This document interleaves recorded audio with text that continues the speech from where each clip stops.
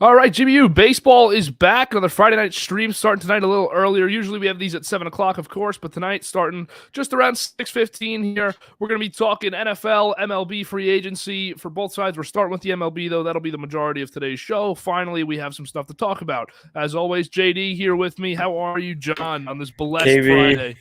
baseball is back, baby. We are back. looking into hopelessness and despair. Tuesday night when there was no deal. Wednesday morning we wake up, passing tweets. There's an international draft agreement. That is great news. And then from there was the groundwork to a deal. Yesterday afternoon was a beautiful day. We're finally on the road to the MLB season. A lot of NFL stuff, but MLB season, April 7th, opening day. And what better way to start than Yankees, Red Sox in the Bronx, baby? Yeah, I'm really excited. We got an awesome, 162 games. They ended up doing a great job on this deal in the end, as much of a disaster as it was throughout the process. But today we'll be talking big news in the NFL for the last week. Russell Wilson traded. Aaron Rodgers' decision came, obviously staying in Green Bay. Like a lot of franchise years ago now. It does now. The way the last 24 hours have gone. A lot of franchise tag news. Deshaun Watson got cleared today. Will not face any criminal any penalties for his accusations, and anything else you guys want to talk about down in the comments as always. So today, missing Reese and Lenny. They'll be back next week, and we're finally getting the schedule back with the MLB back now. So yep, we could start with the MLB is back, and this is awesome. I didn't know if we were going to get this news. Every day seemed terrible until the last 3 days, and then the international draft thing seemed like it was going to throw us back into a just absolute loop of defeat and optimism, and then defeat again. And JD, how do you feel that the MLB is back? I was so devastated Tuesday night when there was no deal. I thought all hope was lost, not on the season, but maybe a 162. And if this did not get past this week, where the players wouldn't have got full service time, full pay, it would have been an issue.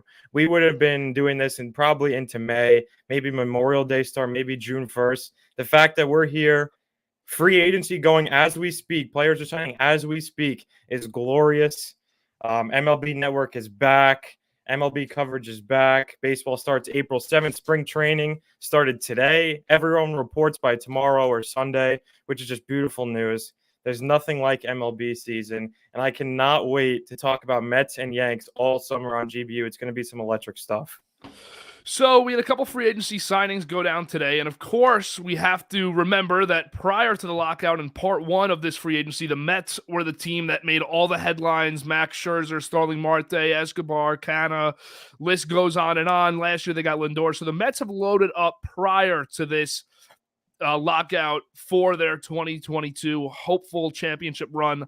Yankees are the teams that are looking to make headlines now in the second stint, but we had a couple headlines already today that did not include New York. Carlos Rodon being the biggest one, heading to San Fran. He'll be the Gausman replacement there. Logan Webb will probably jump up to the ace spot. JD, thoughts on Rodon? He was someone rumored to the Mets and the Yankees a little bit, but mainly to the Mets. So what are your thoughts on the Mets not getting him and the contract he was given, I think 2 for $44? Yeah, 22 a year, opt out after the first year. I think it's a great deal for San Fran. I really do. I think it's a great deal for both sides, because if Rodon pitches the way he did last year, he can go in free agency, test the market, get a longer term deal because he's done it 2 years in a row. And for San Fran, it's not like, yes, it's a risk, because if he shits the bed this year and then he opts in next year, it sucks to be paying him $22 million, but it's only a 2-year deal. So it's not the biggest risk.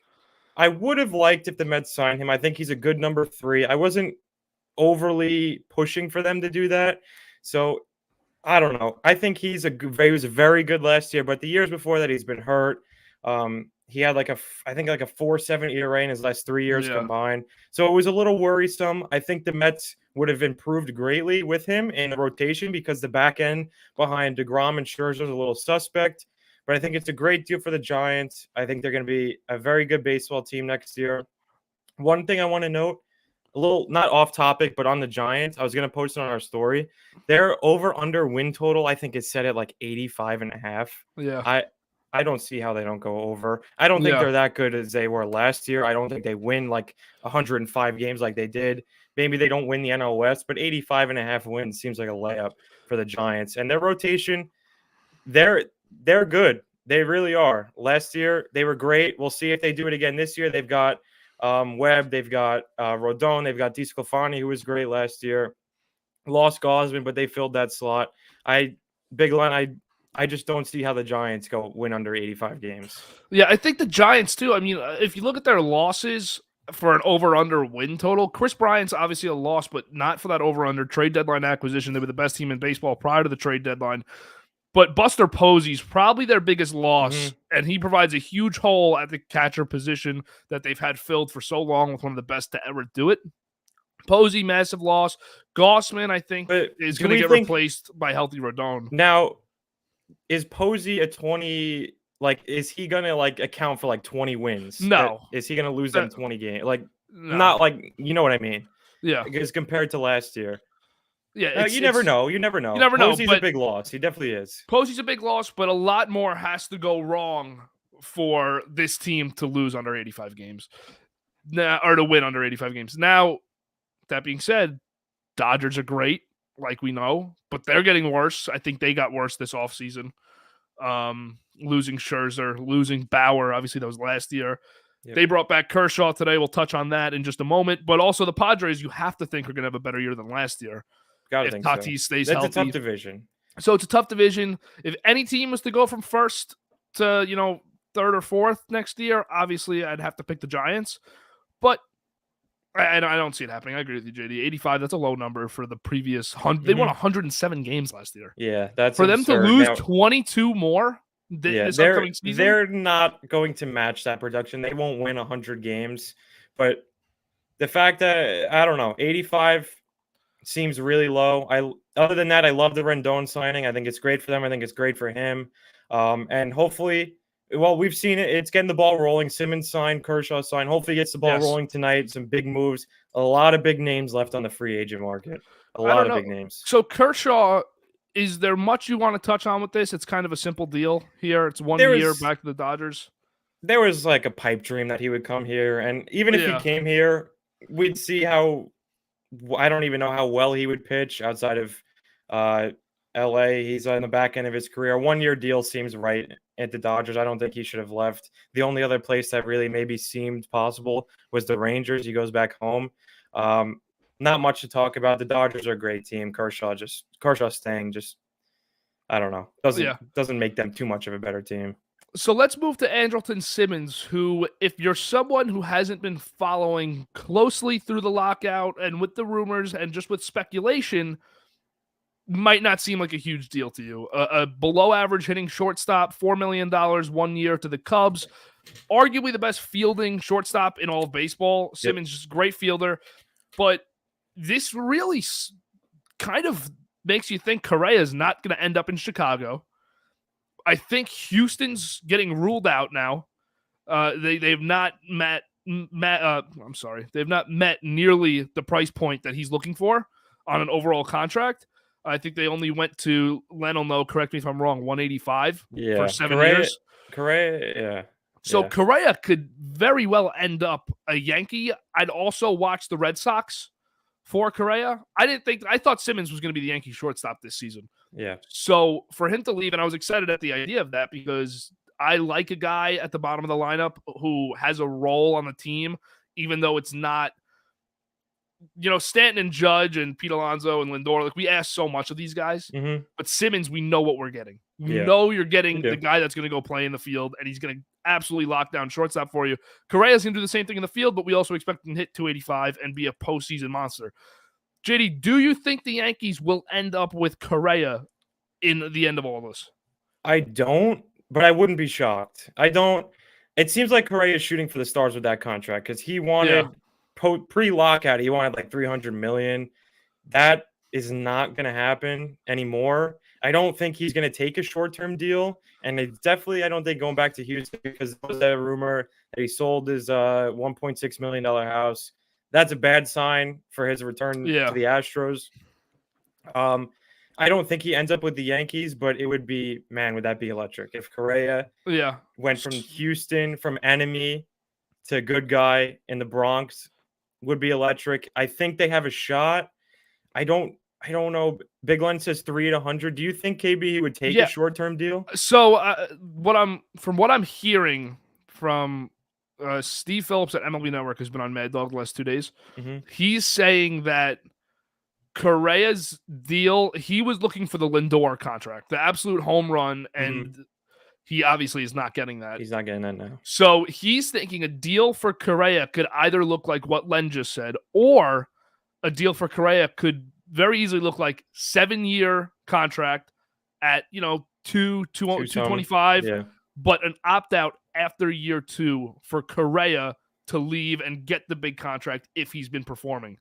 Okay, and test the market again, opt which out, I think is very good deal. Opt out definitely. It definitely seems to be in play now that he doesn't have that 10-year, $300 million offer that he wanted. Opt out's interesting. He goes to the Yankees. An opt out could definitely be in play after like 2, maybe 3 years. It's very plausible. I don't know. I honestly don't know where he ends up. Other than the Yankees, what's the rumored teams? It was the Cubs, right? To touch on what Nielsen's saying in the comments here, Cubs are not out of Correa sweepstakes, which is the reports, totally accurate. I just have a feeling that Simmons had a real shot to start on a few teams as their shortstop and maybe get more than $4 million. I just feel like if this isn't their starter, why would Simmons go there? Yeah. Why would you not go to the Yankees? But I could be totally wrong. He could end up being a utility guy and, bench bat, bench glove for Correa in Chicago. It could end up working that way. But my fear is the Correa to Boston, because they've been rumored interested, not heavy favorites, but interested. And they could move Bogarts over to second base. And Correa could play short. I don't know. I just... It's something that scares me. It's something that feels unlikely. And it's one of those things that until the Yankees actually signed him, I don't expect the Yankees to get him. Yeah, I don't either. I don't think it's happening. Obviously, we're going to touch on Freeman. I think that's the most likely option. Yeah. Big Lenny said Correa, another option, Los Angeles Angels. Yeah. Would that be a turn? Would that be a turn for Arte Moreno, who we were just ripping last week for being a cheap owner? But what is their payroll? Him and Cora close as well, says Big Rye. That Yankees, Correa and Cora. For Boston. I was like, yeah, for Cora Boston in Los Angeles. Los Angeles 2022 Angels salary and payroll table. Oh, Syndergaard. There he is. The one you did. Did you see Syndergaard yet? What's up? You cut out a little bit there. Are you missing Syndergaard yet? No, absolutely not. Little Buster only bit here. While you're looking at KB, Mets are said by agents, execs to be working actively in the trade market, trying to move veteran position players. You have to think they're trying to move Dom Smith, McNeil, JD Davis for bullpen starting pitching. Yeah. Castillo, Hader, they said today. Hader's the move, man. Hader's I'd give the world for Hader. I really would. I'd give Dom, I'd give McNeil, I'd give Mauricio. I wouldn't give Alvarez. I'd consider Beatty too. I really would. Hader changes the game in that bullpen. Yeah, and by the way, the Angels' payroll currently is at 161. Okay. 161. They've got. They have plenty of money too. They have plenty of money to move around. Not close to the tax. Could Nielsen said, "I don't see Chaim signing the deal Correa wants yet." Chaim's been. It's been weird the way they've been operating in Boston. Because they were very good last year, but they didn't really go all in. It seems like they were ahead of schedule, so it's going to be interesting to see what they do this offseason, if they really push the chips onto the table and try to push for the World Series. Because last season, we didn't really expect them to be as good as they were, and then they went on that run in the postseason. So it's going to be interesting to see how Boston operates. If they keep going on this same path, or if they're really going to try put all the chips in the table, sign Correa, and go all in. So we'll see. It definitely feels like Chaim is gonna go. They obviously from Tampa Bay, so I feel like he's kind of taking the Tampa Bay route a little bit. Got Mookie Betts out, added player like Verdugo, who's been really good for them, but just didn't a small ball player. They added Schwarber, but they're not going to pay him. They're not going to pay him. So it does definitely feel like he's avoiding the big contracts. I just feel like, why would you move Bogarts, who's at times is the best shortstop in the MLB. He's Why very would good. you move a guy into his spot who could take over? I don't want to. I'm looking for the right words. The confidence of Bogarts, or make Bogarts question his role on the team. Why would you even add a second huge shortstop? I just personally wouldn't. But it makes them better. It So does. at It the end of definitely the makes day, them it makes better. them a better baseball team. The Correa story is fascinating. It really is. It is, because this guy is. Who do we think's a better shortstop in the MLB than Correa? I don't. Was there anyone last year who I was mean, if better? you want to say Tatis, you could, but his glove does not Tatis? compare Yeah. to that of Correa. I would Lindor have is said definitely not before better this than year. him. Before this year, I would have went as far as saying maybe Lindor, but definitely not after last season. What about Trevor Story on the topic of shortstops? I mean, what is his deal? Where is he going? MLB free agency at this point is just electric. Like, Yeah, it's not. It hasn't become the frenzy that we were expecting it to yet, but it will, because we are on a clock to spring training, and these players are going to get signed soon. And guys like Trevor Story and Carlos Correa, who we don't really know where they're going, out of nowhere, Jeff Passan's just going to tweet out, and it's going to be a bomb. It yeah, could be a team we do not expect at all. I think Story to the Yankees in a short-term deal makes a ton of sense, but I it don't know how does. likely that is. We haven't heard much about that. I don't know if you have, KB, but No, I haven't. I like that idea, man. Story replacing Correa in Houston on short term for less that money. That's a that's good plug-in right there. yeah. And he'd rake in Story can do it all that too. He left can field. steal bases. Yeah, He can play Story's the an outfield. awesome player. I definitely feel like the Yankees want to go short term because they want Anthony Volpe to Yeah. be the starter when he's ready. So Story makes sense, but we just haven't heard the Yankees in on him at all. Yeah. Oh man, that's a tough one. I mean, look, everything's going on with him. And by the way, the only shortstop that could be, in my opinion, deemed better than Correa right now is Trey Turner. Trey Turner's great. Trey Turner's awesome. Awesome player. Trevor Story news. Not really much. There's no rumors for. Could the Mets sign Story? I doubt it, but Higgy mentioned to me that he really thinks the Mets could sign Story. I don't think so. But where are you gonna put him and trust him? It's just I think second base, I guess. I don't know, but when you give up, you give up Dom. So if they're working the trademark, you give up Dom McNeil, JD Davis. You do there's not necessarily big holes, but I feel like you do have to add another bat in line if you give them up. He wants to play shortstop, yeah, then that would become a problem. If he wants to play shortstop, he wouldn't do it here. So yeah, I would love Story. I really would. I think he's a great player. Let's but see. I don't know how. So these are the rumored potential landing spots prior to the lockout ending, but it's from yesterday when it was like, okay, this is about to end. So where we at? Okay. If I could find where they say it. I can't even find it. This is the worst article that's ever been made. It's from a Rockies. It's from a Rockies beat writer. Rockies. Yeah, Denver Post. Guy writes for the Rockies. Oh, it's SoundCloud audio. The only team that said is that the Mariners had interest, but I think they're going to get Chris Bryant. Mariners get Chris Bryant. Yeah, I've seen the Mariners. I've seen the Phillies. I don't think the Mets are going to get him. It was a big tie, Chris Bryant to the Mets. I don't see it happening at this point. Yeah. Well, I mean, I feel like the Mets are at this stage right now where going into the season, maybe in August it changes at the deadline, but going into the season, and I want to hear your thoughts on if you feel the same way. I feel like the Mets have the star power names to go and win, and now they need to find who's that guy that's going to get the clutch hit in the 7th or 8th in the second half of our lineup, and maybe he's already there, but now Buck has to learn this whole new team too. He doesn't have the advantage Aaron Boone has, where he's going to learn 5 new players this offseason. Yeah, I agree. I think the Mets with the Mets, the structure of the Mets is there. They need to find guys. Honestly, starting pitching, they're going to add starting pitching because they do need back end starting pitching. They have DeGrom, they have Scherzer, obviously, and then you have a bunch of question marks because you have Walker, who was great first half, terrible second half. You can't count on him. Cannot count on Cookie, although I do think Cookie bounces back. Because he was hurt last year. He never really got his feet under him. Give him a full year. Maybe he can be the 5. But even that, you got McGill who showed promise. You have Peterson. It's very cluttered with a bunch of guys who you cannot count on. I'm So I very think he needs. confident in McGill as a 4-5. To be I honest do. with you, I going am. into the I think season. McGill. I think McGill's going to be good this year. But you still, I want because the injuries. I don't even want to say it. DeGrom. It's scary.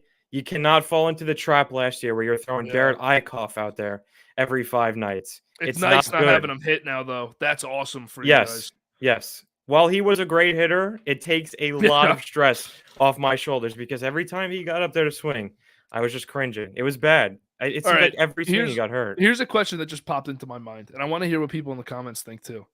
You could choose one two-way player, health aside. They're playing. They're pitching every one of their outings. Ohtani or DeGrom.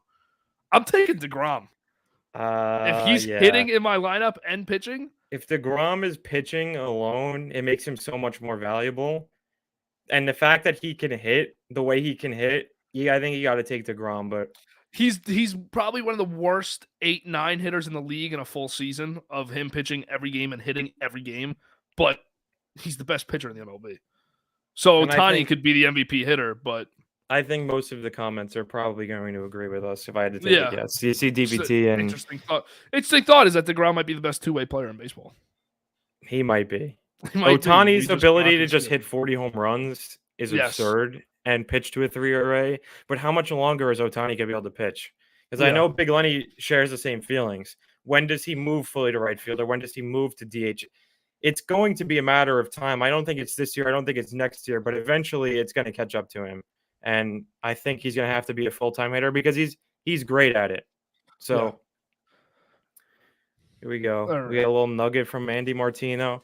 The What do we tweets got? are just, I mean, this is just baseball. This is awesome. Baseball. Man. My phone is just glorious. The Mets are getting plenty of calls on Dom Smith, McNeil, and JD Davis today, but nothing has gained traction.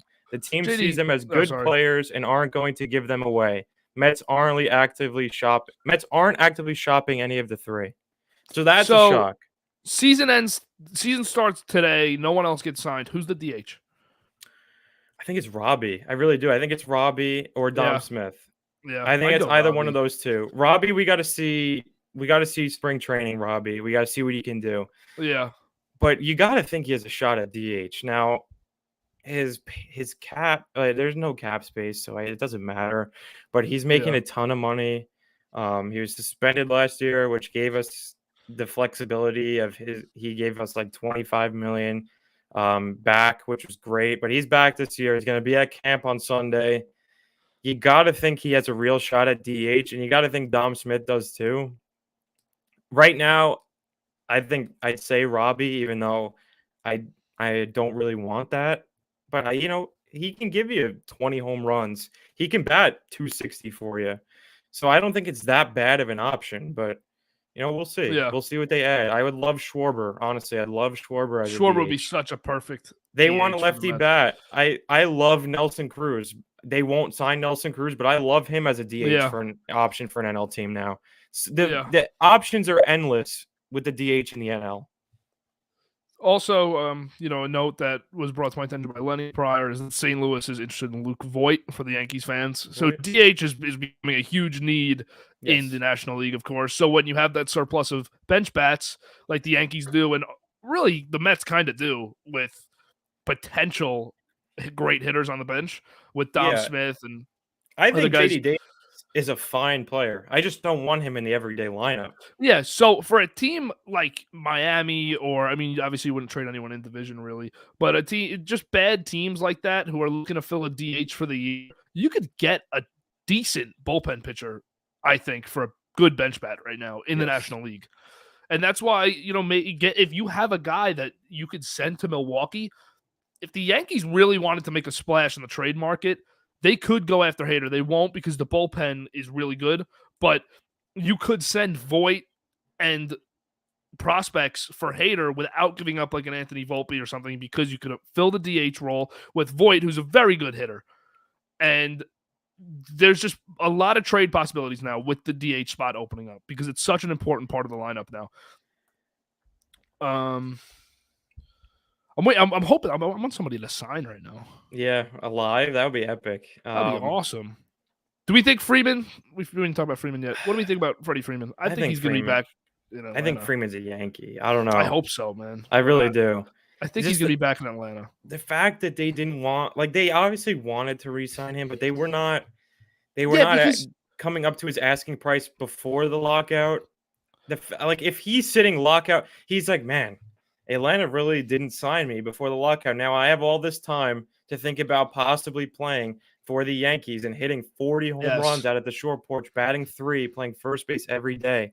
I Yeah. don't know what's going through his head. You And have to think maybe Atlanta's priority to him, but who knows? Who knows what he's thinking? you'd have to think that they would have had him already if he was back to Atlanta. That's my only thing that's leading me towards, wow, we actually have a real shot at this guy. And I said it today, we have not had a chance at a free agent like this. I know that there were Harper and Machado rumors when that happened, but we have not had a chance at a free agent this good at baseball and this important to a team since A-Rod. Freddie Freeman's amazing, man. Freddie Freeman really is the best available player in this free agency, in my opinion. I'd rather have him than Correa. I'd rather have him. But do we see Atlanta? I think a really interesting concept, too, is Atlanta going the Matt Olson route and letting Freeman walk because you're getting 5 years younger. Definitely A possibility. player who's really just as good. Great glove, great bat. It's cheaper for 2 years, and then it's really expensive. It's cheaper, but you're also going to have to give up prospects. Yeah. So in that, you're going to have to pay up prospect wise, not money. So it's going to be really where do they lie? Do they want to give Freeman whatever? Which I don't even think Freeman's asking for. What was it, like 6? What do we think? 6 at 185? It was 6 for 185. That's why if I'm the Yankees, man, you get 6 for 200. Yeah, you get 6 for 200. The Braves won't go over 5 years. That's ridiculous. Yeah, I don't know. That's a no-brainer. That's why I don't know. I think he wants to stay in Atlanta, but the Yankees are offering him the best deal, and it's not close. He's getting the extra year with the Yankees. He's getting the extra money with the Yankees. That's where I think his head's at. I could be totally wrong. Big Raw, you saying go get Correa for the Braves or for the Yanks? Just let us know. Because the Braves are not going to pay Correa if they're not going to pay Freeman. Yeah. But that would be a weird fit. Yeah, Yanks. That's what I assumed. I'd rather have Freeman than Correa. The Yankees signing Correa to a 3-year short-term deal or like a 5-year opt-out after 3 years is definitely something I can see. It really, really is. Bringing back Rizzo too is not a bad option at first base. It really isn't. It's not at all. Rizzo's a really good player still. Yeah. One thing that I do think is great, Correa and Freeman, if you look at these Yankees teams, they're great. They're all talented. Everyone's, great baseball players, blah, blah, blah. They're missing something, and they have been. Mm-hmm. That's undeniable. Yep. I think Freddie Freeman and Carlos Correa are the players, the people that they're missing because they are postseason performers. They're World Series champions recently. Just these are the type of guys you have to get into this locker room right now because Judge's leadership's only so good until he gets to that point in the season where he's never been. Yeah, Big Lenny said, I want the villain. We need that fire. The first home run Correa hits in the Bronx and he does a bad flip and he's going like this to the crowd would be electric. I think Freddie Freeman, though, talking about them both, Freeman is just like, he's just such a good guy. Like, he is that guy you want. If Freeman was the bat flip FU player, he'd be the guy that everyone wanted in free agency. Yeah. That's how I feel. I think he's as good, if not better, than Correa. Because he's not flashy at all. Because Correa is generally regarded as the best player in the rest of this class. I think Freeman's 1 and Correa's a close 2, but you can't go wrong with both. I think the Yanks need one of them. I really do. And if I'm the Yanks, what's stopping you from Freeman 6 at 200? What's stopping you from? And I agree with Rye. You got to get one of them. One of them puts you over the top. But what's stopping you from Freeman 6 for 200, Correa 3 for 100, or the opt-out scenario, and giving Judge an incredibly backloaded extension? The 3-year, $100 million deal, that pays you top shortstop money. That puts you in the upper echelon. It gives you a chance to get at least another 6-7 for 175 deal after. You're getting all of your money still. You're going to hit the market again. You're going to hit the market again. And you're going to get paid again. Why can't you get both of these guys? Because of the way that the contracts that they're going to get are going to be structured in terms of years. You don't have to. By the time that Correa got a contract, I would have confidence that Stanton could be off the team with his contract because the Yankees are able to send him somewhere else, NLDH, or just, send him to a team like Pittsburgh or like Seattle or the Giants just to add some money to their payroll. They'll get some prospects with it. I don't think the money should be the reason you can't get Freeman and Correa here. The reason should be that you don't want both of them, and I don't know why that would be a reason. KB, you get one of these guys, you're the clear favorite. You get two of these guys, you are like in the AL. The Dodgers are going to be the favorite in all of baseball. You get one of these guys, you're the favorite in the AL. You get both of them, you are far and away the favorite in the AL. Who is going to stop you? The Astros, the White Sox, the Rays? You're better than all those teams if you get both of these guys, in my opinion. Now, that could be debated maybe by other people, but I think you get both these guys, you're far and away the best team in the AL, and you're right there with the Dodgers. These are two guys that I'm not afraid that they're going to come here and not get their job done and not live up to it. Freddie Freeman will play very well. How about Carlos Correa, dude? Under the harshest microscope for the last 2 or 3 seasons, Altuve was getting the hate. Correa took it over. Altuve struggled a lot, and Correa never got better. He got better.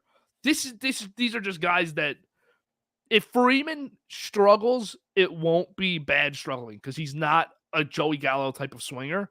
Mm-hmm. He's a real, traditional baseball player that has good at bats, great glove. You have to get one of these guys. If they don't, it's not good. It's not good. But I think they will get one. Get him out of the NL East and do not let him go to the Dodgers. Please do not let him go to the Dodgers. It's not out of the realm of possibility for them to get Freeman. And everyone's saying Freeman's plan A. They'll pivot to Correa or the Olsen trade after if they don't get Freeman. It's not out of the realm of possibility to get Freeman. And then Correa's market is not formulating at all. And the Yankees say, hey, we got a great opportunity here before we go trade for Kiner Falefa to play shortstop or before we put Gio Urshela in at shortstop. We got a great opportunity here to get a guy for really short, pay him a ton of money, maybe you give him 2 years for $80 million. And you just say, let's give this guy $40 million a year, 2 years. Volpe comes in next year. We give Judge a contract and it all kicks in. The big money kicks in 2 or 3 years. You could get away with this with both of these guys at a very reasonable price and hardly going over the tax. Because what did the taxes go up to? 230? Yeah, or what are the Yankees sitting at? Yankees are sitting at 210 right now? The real tax you don't really want to go over is the 290 mark. So we have at least, $40 million before it gets concerning for this season. You should not be worried about pinching pennies this year. And I saw that big line. Kershaw's deal was 1 for 17 plus incentives. So that's going to put the Dodgers payroll up there it's getting closer. It's definitely getting closer than Mets, but they don't care. Yeah. They have wiggle room until that 290 mark. How old is Correa? Let's check.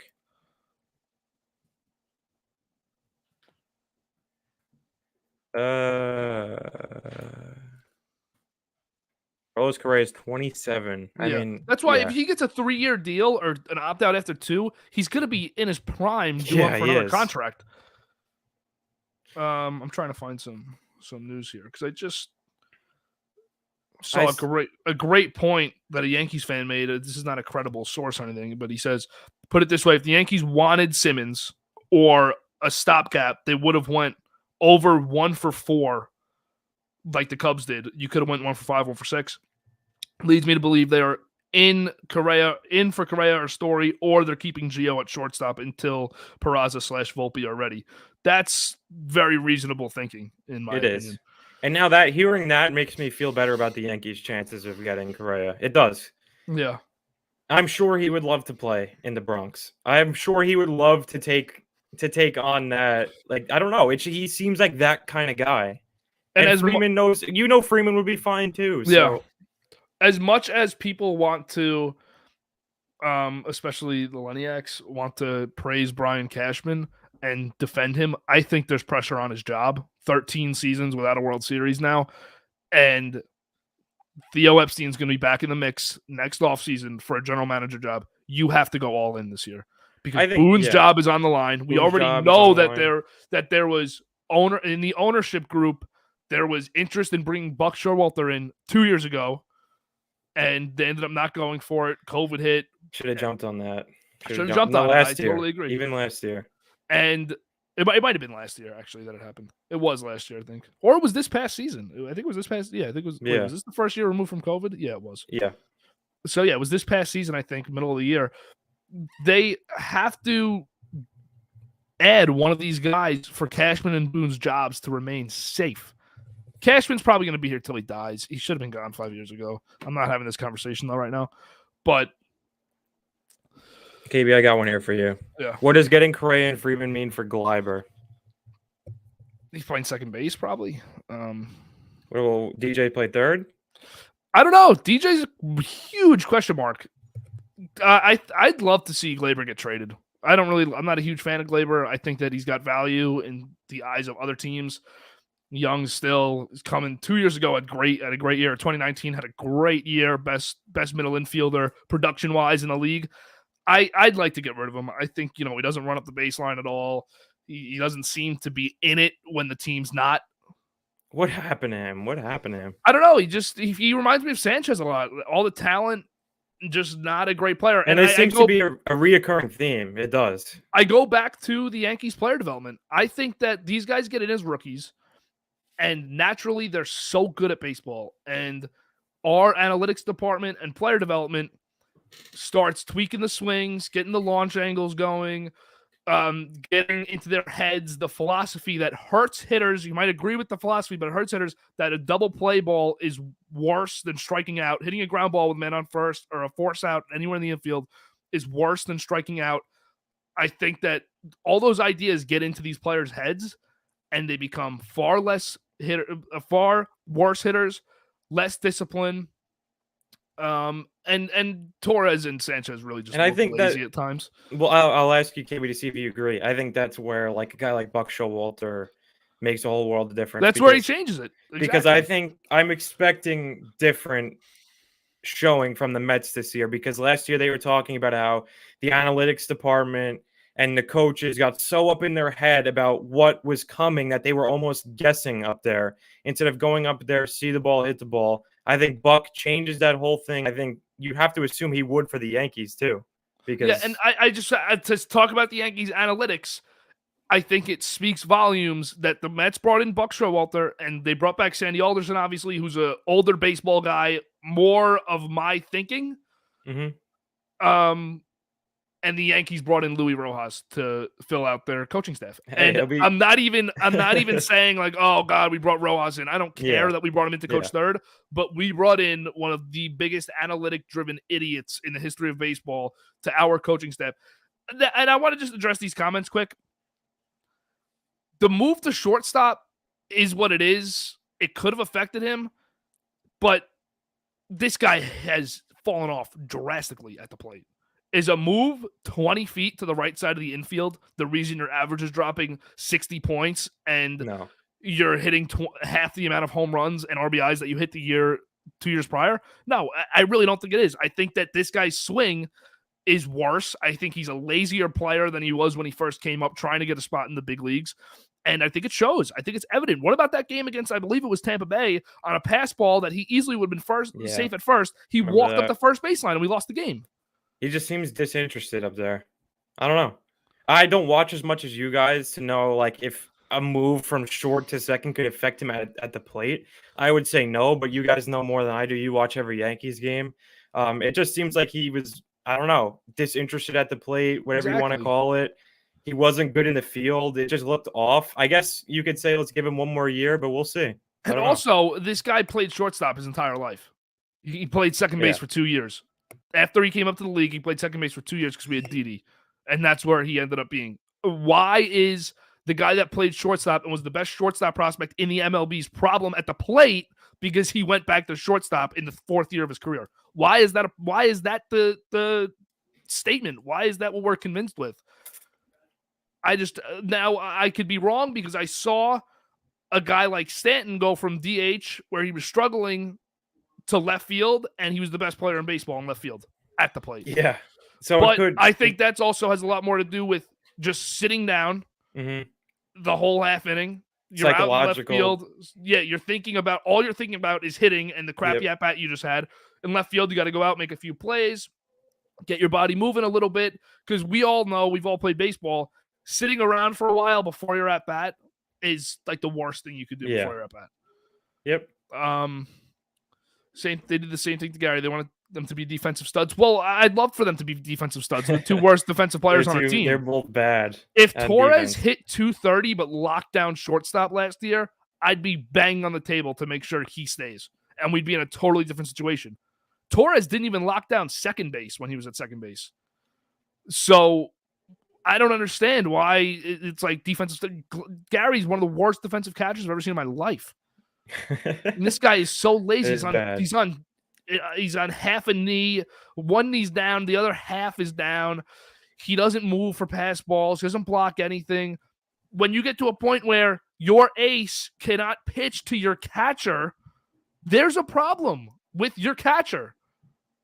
The personal catcher thing is more popular now, but it's a problem for me. When you're paying a guy $300 million and you keep bringing a catcher back, and this is the situation. Your catcher that you bring back every single year can't catch for your $300 million pitcher.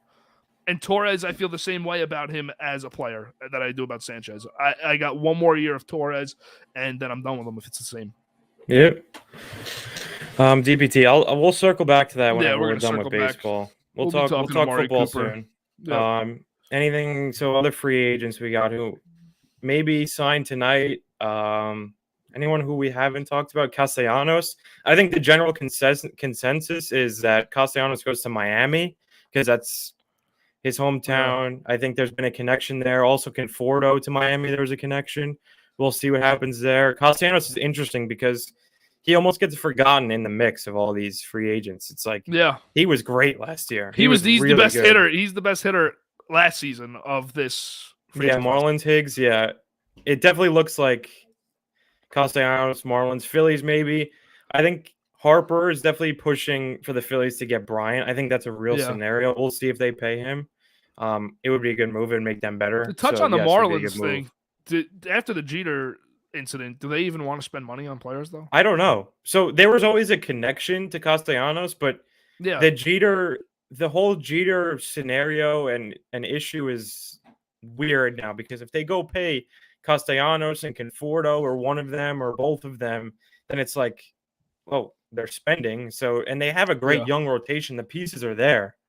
Heard the Yanks have interest in Conforto. Yeah, I think Conforto would fit well. I don't know where he would play. He'd hit a bunch. Would he play? There's nowhere in the outfield. Would he DH? It's tough to find a spot for him in the Yankees. He'd hit 40 home runs. Wait, people still watch baseball? Yeah, it's one of the best fucking sports ever. So obviously people watch baseball. I mean, MLB free agency's heating up. What a time to be a baseball fan. Yeah, I'm having fun right now with baseball. 24 hours erased 100 days. The NFL gave us great, like the NFL leading up into the lockout was just dominating. The NFL's king, man. NFL's king. They just proved it. We could switch to the NFL if you want to. And if we want to circle back to baseball, always an opportunity. Yeah. So, JD, we won't spend too much time on this, but Aaron Rodgers back in Green Bay, Devontae Adams back in Green Bay. I have obviously your thoughts are my first question. My second question would be, is Devontae Adams gone after this season? Do you think there's a contract extension? So talk to me about that. We'll spend just a couple minutes on it. Yeah, a few minutes, because the Aaron Rodgers news seems like it was a lifetime ago, just with all the stuff that happened. Like right after that, the Russell Wilson stuff happened, which we'll get to, and then all the franchise tag stuff. So a bunch has happened since then. This was on Tuesday. Devontae Adams is going to get extended. It's not going to be before the new league year, which makes it harder for them to get under the cap. So that the franchise tag puts him, I think, $46 million under. So they got to start making moves now to get under the cap. What's the penalty? I don't know. Rodgers, the terms were 4 years, $200 million. That would free up cap space in the short term, and $153 if it would be guaranteed. Now that has been disputed by him, by McAfee, saying that's not right. We'll I think see that what the will be supposed terms are. It has to happen before when is the new league year? March 16th, March 20th March 20th. is I the don't know league year. what Free agency opens before the league year. they have to. They have to. They're making moves right now, Yeah. but they have to get under soon. The Rodgers news. It wasn't up until like late where there was really dragging on where I thought maybe he wouldn't come back to Green Bay. The only thing is I want like certainty that he's going to be here because it's tough to go through this dance every year. Now it won't be Denver or Green Bay. It's going to be every year Green Bay or retire. Now, if he gives us a Super Bowl and retires, I Yeah. will be forever grateful of what he did. But if we have another showing like last year against San Fran, we come out, we lose the divisional round, and then he leaves us with nothing, without love, without a plan, without Yeah. draft picks. It's tough. I want commitment. I really do. If he gives us a Super Bowl, fine. Walk away. I'll be forever Yep. indebted. But this is big news. The Packers will probably win 13 games next year. They'll be the one seed in the NFC because realistically, it's them, the Rams, Dallas, San Fran. And I know San Fran, who even knows, man? I know San Fran beat the Packers last year, but we know the Packers were far and away the better team. Yeah. The Leading up Rams, to they're that the point, better. They're always. better than every team. They're better than the Rams. They just in the playoffs, it all falls apart. That can't happen. The AFC's loaded. We're lucky we're not in the AFC, KB. Yeah. Unfortunately for you, I'm hoping Deshaun Watson gives you guys a little competition. if you want to this week. transition into the Watson conversation, Yeah. there's Also, wait, first, do you think Jordan Love's going to end up getting traded before the season? I don't think so. I think he stays. Unless someone comes to Gutekunst and says, "Oh, we're going to give you a high-end second-round pick." There's not much hurt in him staying on the field or staying with the Packers. He doesn't cost them anything. If anything, next year he gets traded. He'll stay this year as a backup. Yeah. Deshaun Watson cleared. Going into this conversation now, the Jets, Deshaun Watson connection is interesting because there's a large portion of Jets fans who do not, for some reason, want Deshaun Watson. And I learned that today.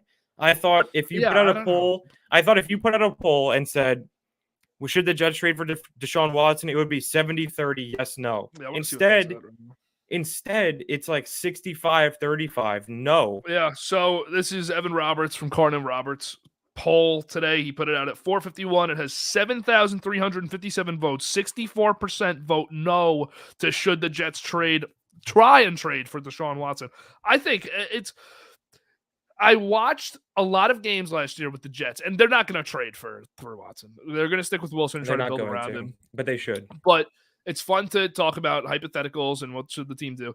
I watched a lot of games for the Jets last year, early in the season, and I'm not saying it's Wilson's fault because, maybe he just had a bad rookie year and he's going to totally turn it up next year. It's possible. I'm all about any QB getting their second, third year and playing great in them, the possibility of them playing great. So you can't give up on QBs after a year Wilson just had. But watched a lot of games last year where I actually felt like, man, if we had a really good quarterback, meaning my thoughts at the time are if Wilson turns into a really good quarterback, we're going to win a lot of these games.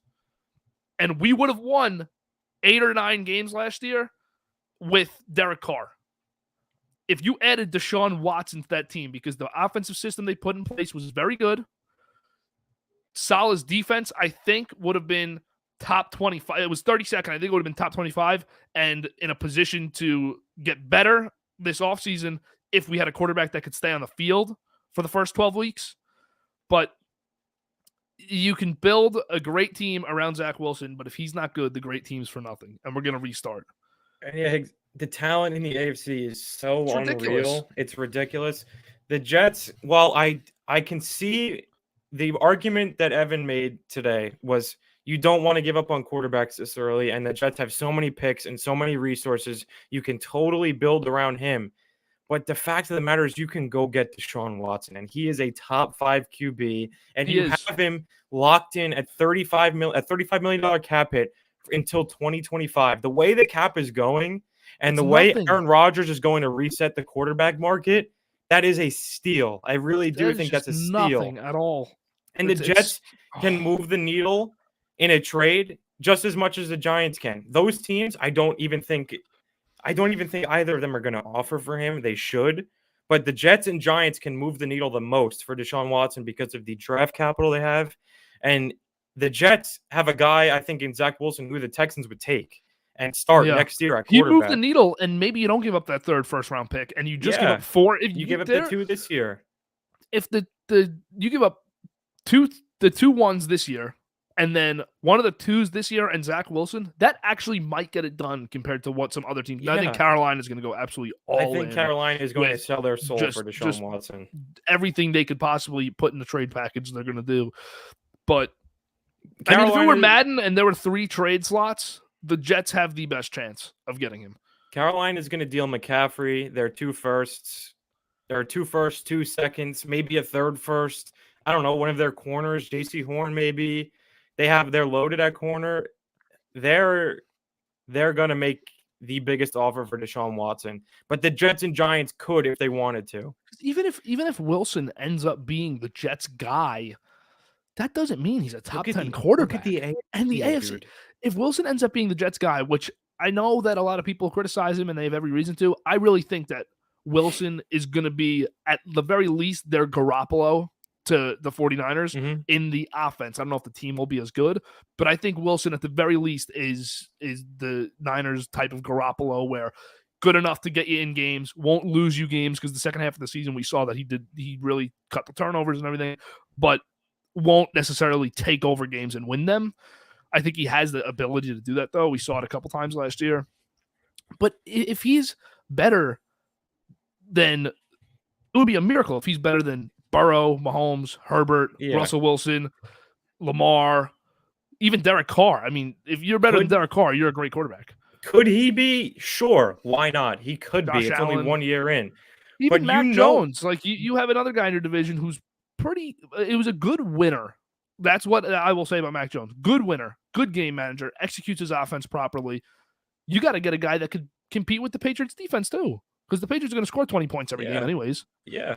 The division's good. You have the Patriots and the Bills. You got to compete. You know what you're getting in Deshaun Watson. For a team that has found it impossible to find a franchise quarterback, I do not see why they would not go in and get Deshaun Watson. And Higgy saying all the cap in the world, all the draft capital, they're in a perfect place if they want to. And I'm sure Joe Douglas will be in the mix like he always is, like he seems to always be. He does the due diligence thing always. Yeah, I don't see them going after him, although I think Giants should. might. I think the Giants are a dark horse to go after him. I think at the end of the day, it's going to be Carolina or Pittsburgh.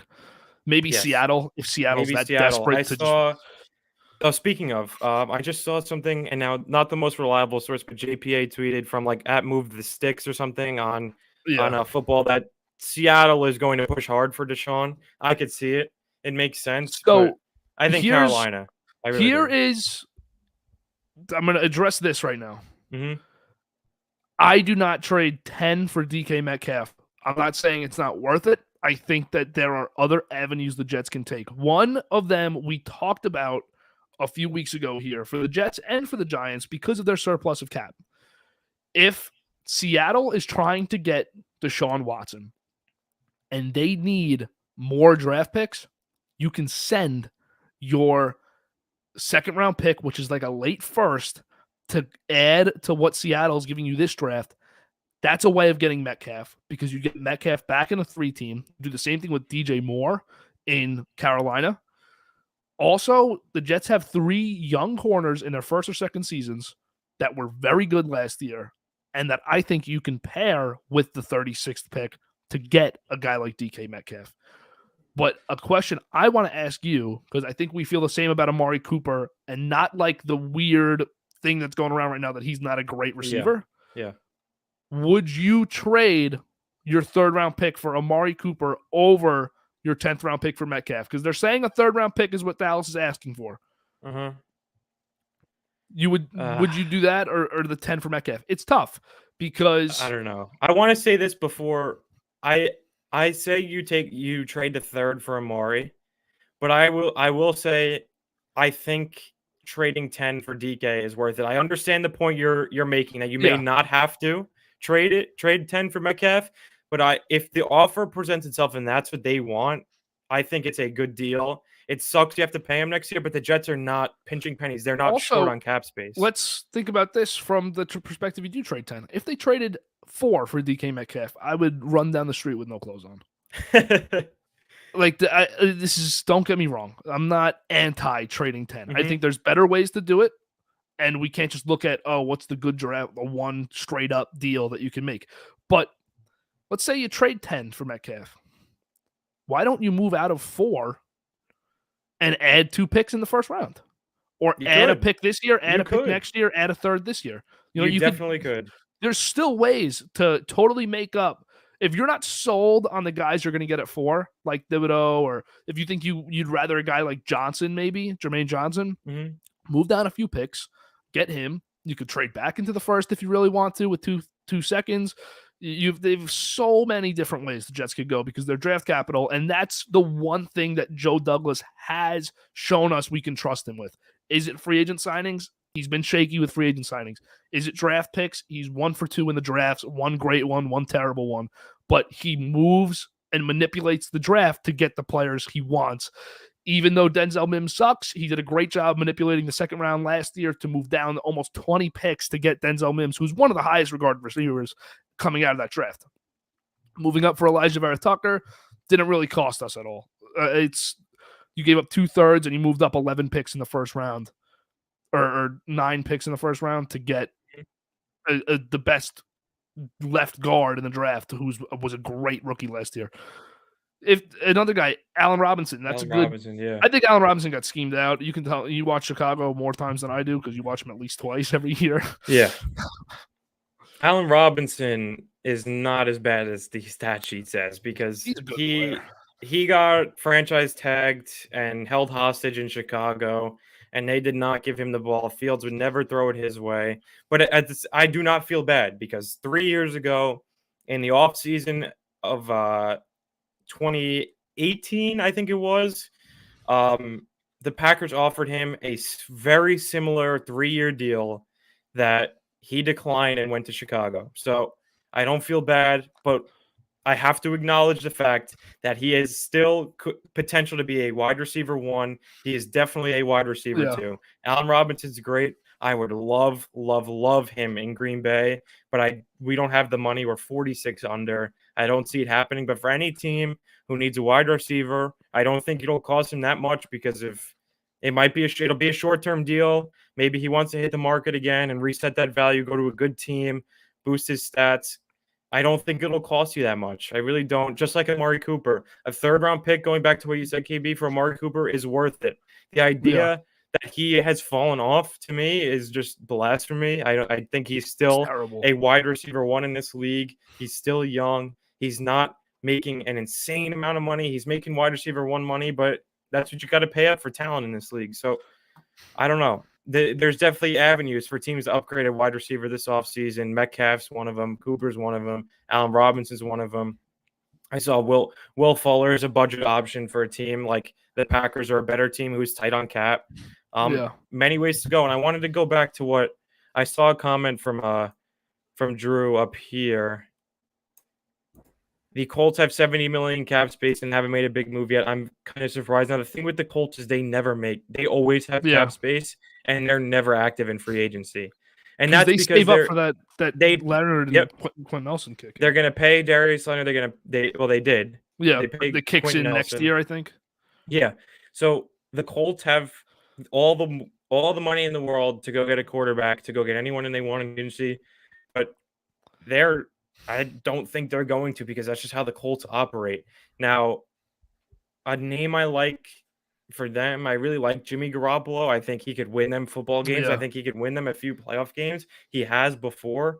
I know a lot of Colts fans aren't sold on that idea, but to me, he's not going to make the same mistakes that Carson Wentz did. Yeah, it's a different type of average quarterback talent. And they don't have a first-round pick to go get premium talent like Deshaun Watson. So I think Jimmy Garoppolo makes sense. Jordan Love doesn't really make much sense to me. Jim Irsay, I don't see, and Chris Ballard, I don't see going for. They got to get this one quarterback. Yeah, they have to get this one right. And Garoppolo's a safe bet to have for a few years, but the Colts are in one of those rare situations too, where you look at the other quarterbacks, and this is where I hope the Jets go. I hope the Jets go in the Colts' direction of building a team where you have a really good defense. You have a great offensive line and a really good running game and a good enough passing game to just control the time of possession when you're winning games. So they don't need that quarterback that is going to throw for 350 yards and 4 touchdowns and get the shootouts every week with Russell Wilson and Mahomes and Herbert and Allen. They just need the guy that's not going to lose them games, which Wentz did a couple times to them last year, which is the reason they missed the playoffs. And now the stat sheet, he was like 27 touchdowns, 7 picks, I believe that's what it was. But if you watch Colts games, he could have had a lot more than 7 interceptions. Yeah. He did make a lot of turnover costly throws that were not picked off. I saw Kirk to the Colts. That's an idea that's fascinating. I don't know if they pay him what they're paying in Minnesota. And I don't know if Kirk is – I mean, you call me crazy for this. I don't know if Kirk's necessarily a better quarterback for what they're trying to improve on than Wentz. He's a better quarterback. I think he is. But the areas in which they're looking to improve, yes. I don't know if Kirk's a better player than Garoppolo for that team. I agree. I think Garoppolo is a better option than Kirk Cousins. I think Garoppolo's going to situation. It's going to the same exact type of system. I think Jimmy G better run game. I think Jimmy G might stay in San Fran and compete with Lance. I don't think that's necessarily a bad option for them. They were on the doorstep of the Super Bowl, and they definitely could have won if they played Cincinnati. Because I could see them doing a total. Cincinnati's bad. Oh yeah, their D line would have ate them up. Yeah, I think that they could do a kind of like the 2 QB system next year with Garoppolo playing 75% of the snaps. Lance goes out for short yardage option situations. I could see that. I think they know Lance isn't ready. I don't think he is ready. I don't think he's ready. It sounds like they don't love him being ready. The furthest, I don't think the Vikings are going to clear the money for Watson. How about the Vikings putting all those guys on the I was just about to say, it seems like the Vikings, instead of going to get Watson, it seems like they might be going in a different direction now. I know they brought in a new coach, a new GM. O'Connell seems to really like Kirk. If they move all those guys that was reported by La California, which isn't the most reputable source, but if they move Dalvin Cook and Danielle Hunter's contract's almost up, right? Yeah. So if they move him, Chicago is already going down the gutter, cutting Eddie Goldman and trading Khalil Mack. So they're not trying to win next year. The Vikings do that. Dude, that division's just that division. That division is the NFC North is so bad. You could win it at 8 games. You could win it at 8 games. You could. If Jordan Love was the quarterback, they'd still win the division because they'd win 9 games, which they'd go 9-8 with Jordan Love, the Packers. I think they would. Talk about the division. Talk about Rodgers for a second again. I don't want to say he was afraid of Mahomes, Wilson, Herbert, or Mahomes, Carr, Herbert, because he's not afraid of them. But I think you see this all goes into the opportunity that you have with the Packers that you don't have anywhere else because of the competition, not only in the division but in the conference. But that's just a point to touch on. I don't think he'd go to Denver and be shaking because he has to play Mahomes next week. Yes, it's definitely something you think about. I don't think it deterred him from his choice, but it could have. We don't know what goes on in his head. He's a very strange guy. But the NFC North is such a gift to play in now. Man. Because the Lions are the Lions. They're not going to win more than 6 games max next year.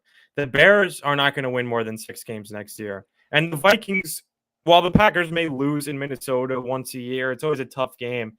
They're not a threat to win the NFC North. So, the division is so bad. Why would you leave? Really, why would you leave? I don't know. The NFC compared to the AFC is so weak. The Packers should run through the NFC. They really should. But every year, they shock me in a new way. They hired Bisaccia this year, so I'm not worried about the special teams. But there's always a new way for them to collapse, and we'll see. I hope they re-sign Devondre, and if they don't, whoever signs him is going to get a real good middle linebacker because I think he's a great player. Jets are in on a couple linebackers, Campbell being one of them, and the other guy whose name I forget every single time I look at it, Foy Oluokun, who led the NFL in tackles last year. So Ulbrich has coached both of them. Jeff Ulbrich, the defensive coordinator, linebackers coach for both in Atlanta. And there's interest. The Jets, there was a report today from Garofalo, who said that Woody Johnson really wants to spend money this offseason.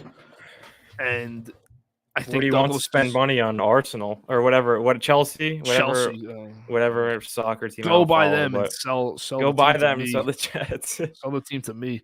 But he wants to spend money this year. He wants to start winning games. So I think there's definitely a pressure on Douglas to operate a little differently than he does in free agency, because at the end of the day, you got to get some players in here.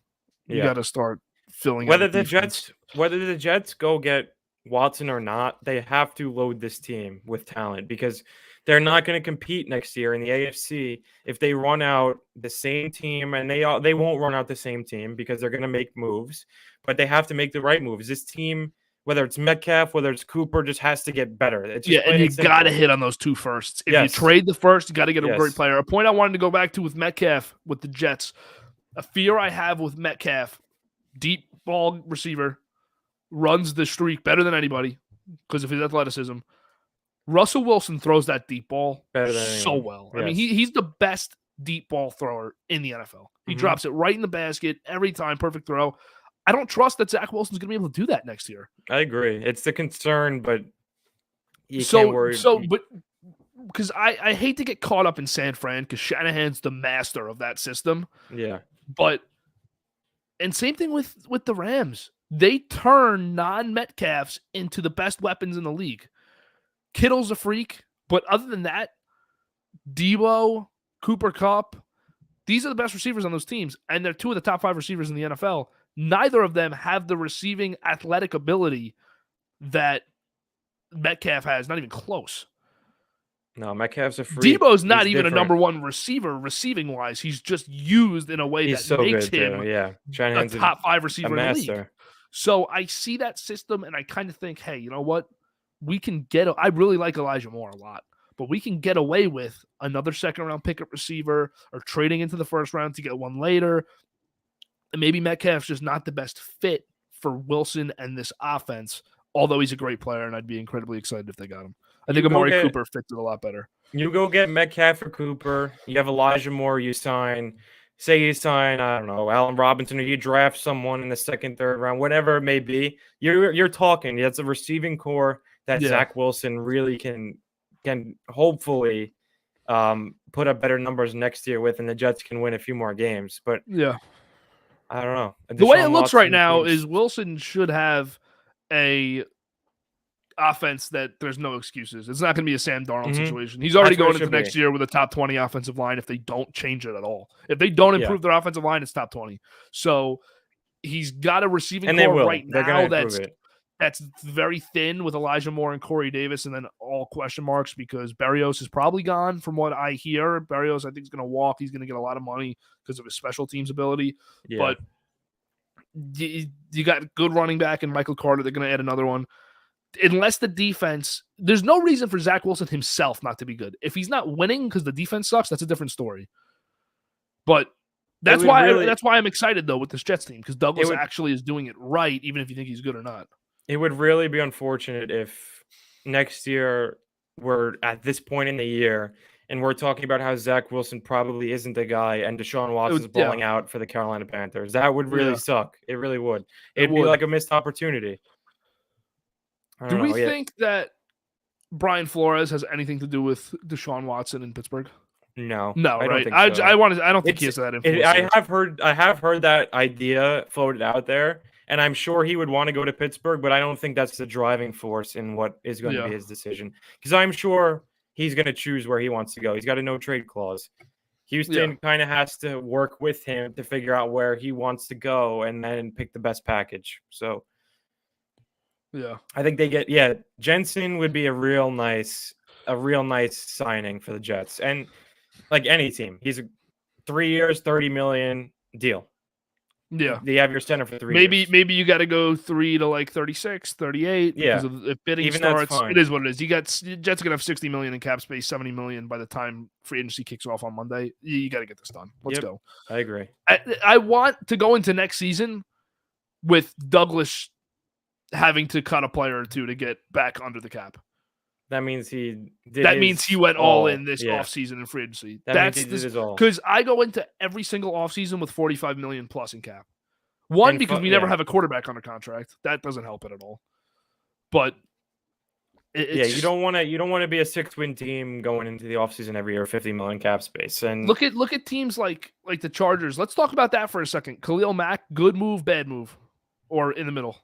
Good move. I think it's a good move. I don't I think the upside's so high. The upside's so high. If you get the Khalil Mack you get half of that. Yeah, if you get the early Bears, Khalil Mack, the late Raiders, then it's a great move because he is going to do damage against other offensive lines with Joey Bosa. I think it's a second and a sixth was a fine trade. You're paying a lot of money, so the Chargers cap space is significantly going down. I don't really like the return that the Bears got, but it looks like they're trying to get into. I just don't like that they didn't even get the picks for this year. I mean, don't you want them for? It was a weird trade, kind of out of nowhere. Honestly, was not expecting Khalil Mack to get moved this offseason, but he wasn't that great last year. He didn't get paid much. It's been since 2018 since he's had double-digit sacks. So, could it backfire on the Chargers? Sure, it definitely could. They're paying him a lot of money. If he gets 8 sacks and Bosa gets 17, I mean, you have top 30 pass rushing duo in the league. Yes. That's just what that is. I do like what the package they sent. I think it's worth it. I don't like the money they got to pay him, but that's part of the commitment. But I like how the Chargers are in a position now. Herbert's exceptional for a third-year quarterback or for any quarterback. But I like the way that they're kind of going all in. And you can tell they're going to go all in next week. This is something the Jets have to be in that position where in the second and third year, and the Giants in 2 years have to be here also, where your quarterback is not on a huge contract unless the Giants were to trade for somebody. But your quarterback's on the rookie contract and you're trying to win a Super Bowl. Neither of these teams have been able to do that in the last decade. So with 3 rookie quarterbacks combined. I think at this point, Watson should want to play anywhere besides Houston. Yeah, I think he is going to accept a trade from most teams. And not every team, but most teams. I mean, I don't even know a team that he wouldn't go to. Yeah, where would he not? The Jaguars won't trade for him. The Lions, would he go to the Lions? I don't know. Probably doesn't go there if I had to take a guess, but I don't know. Those are the two. I just think in draft order, those are the worst teams. What do we think about the Mike Williams deal? I honestly think the Mike Williams deal sets us up, the Packers and Devontae, terribly because the issue holding up Devontae's extension is the guaranteed money over a course of years. The Packers operate; they want to pay as they go. They want to pay Devontae as they go every year, guaranteed money. They do not want to spread out that guaranteed money long term. The Mike Williams deal is terrible for us because what he did was get every wide receiver on the open market salivating at what they could possibly get from whatever team. And unfortunately for Godwin, he got tagged again 2 years in a row. He's being held hostage. Yeah, he'll get the extension, but he'll get paid by Tampa. So we'll see what he gets. Devontae is going to get handsomely paid. Oh, he's getting that $27 million a year. Yeah, especially because the last 4 years, we signed him to an extension in 2017. 4 years, $58 million. That was the biggest bargain in the NFL. He is going to break the bank, and the Mike Williams deal is unfortunate for us, but good for him. Yeah. The Chargers will be paying him a lot of money, but it's only 3 years, so I don't think it's a terrible deal. I think they may give him a little too much, but that's what you got to do to keep your guys. So he's a big target for Herbert. I think it's worth it. We'll see. We'll see how the wide receiver market shapes up. So Deshaun Watson ends up on Seattle. Are they a contender? Yeah, probably. They have to be in the NFC, it's Deshaun Watson. Tough division still. Still in the NFC, but the only team that I'd comfortably put them above in that division would be the 49ers with Lance. Yeah. And I don't think they're better than the Rams. Maybe Arizona. If Watson totally comes to play. And it depends what they give up.